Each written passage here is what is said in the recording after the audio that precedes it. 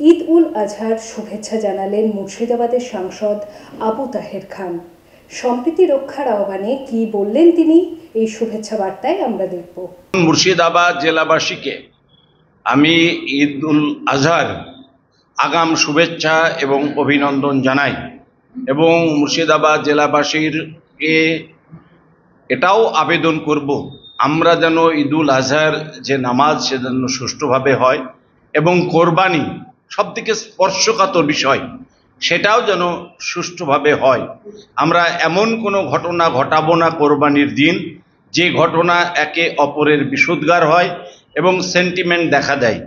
আমরা সমস্ত মানুষের কাছে একটাই আবেদন করব, আমরা যেন ঈদুল আজহার নামাজটা যেমন সুষ্ঠুভাবে পালন করার জন্য সকলের কাছে আবেদন রাখছি, অনুরূপভাবে কোরবানিটা যেন খুব সুষ্ঠুভাবে শান্তিপূর্ণভাবে আমরা শেষ করতে পারি সে আবেদনও মুর্শিদাবাদ জেলাবাসীর কাছে সর্বত্র আবেদন রাখছি।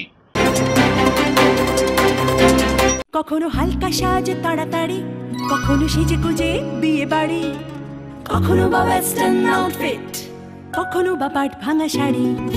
যখন যেমন সাজ গয়না তেমনি, কোনো অকেশনে কখনো জাস্ট এমনি। অঞ্জলি জুয়েলার্স, ঠিক যেমনটা চায় আজকের আধুনিক নারী।